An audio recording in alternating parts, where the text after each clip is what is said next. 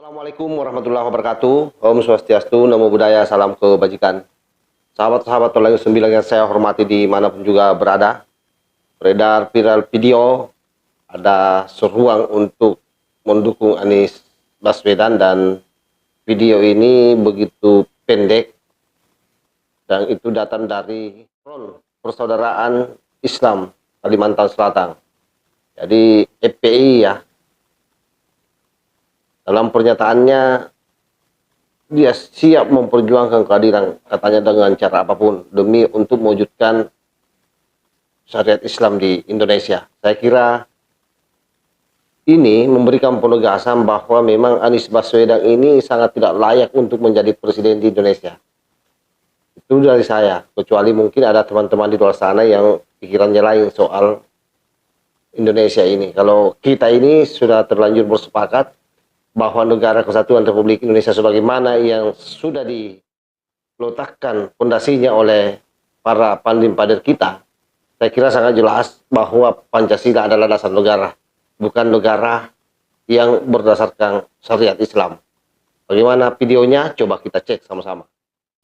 Laskar Front Persaudaraan Islam Kalimantan Selatan menyatakan sikap bahwa sepenuhnya mendukung Anies Baswedan menjadi calon presiden 2024 dengan cara apapun sebagai bentuk jihad dan semoga menjadi amal jariah bagi kami dan Indonesia menuju negara syariah.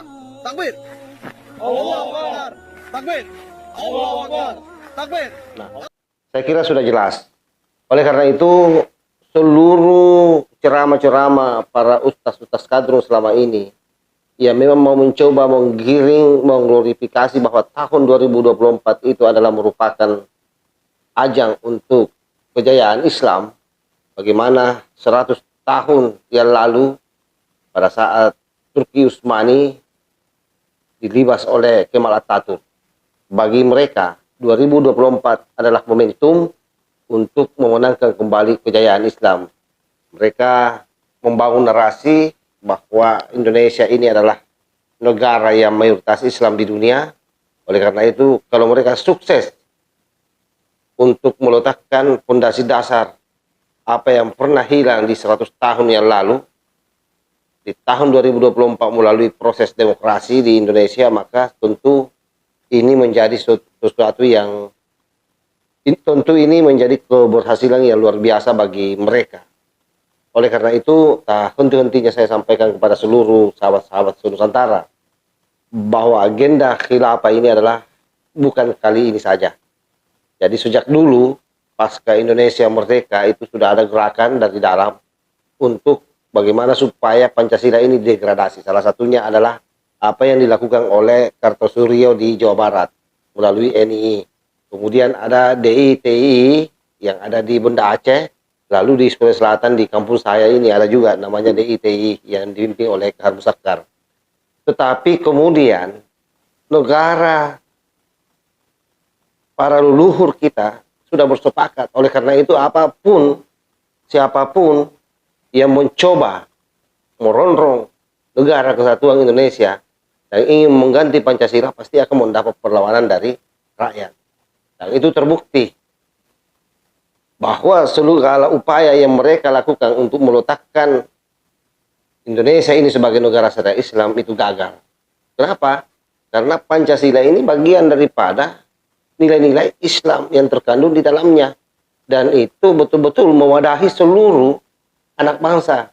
Yang kita tahu bahwa kita ini berbeda-beda golongan, berbeda-beda suku, berbeda-beda agama. Ya mesti memang harus diikat dengan satu sistem yang betul-betul mampu mengakomodir semua.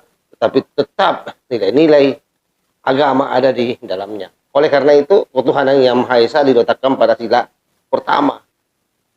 Dan itu sudah terjawab sebenarnya apa yang menjadi keresahan-keresahan orang-orang tua dulu sehingga mereka semua mau menerima ini Pancasila sebagai dasar negara. Tetapi ada agenda memang dari luar yang saya selalu sampaikan itu sebagai paham transnasional yang mencoba memang untuk mencongkram Indonesia ini karena dia tahu bahwa sumber daya alam di Indonesia ini melimpah.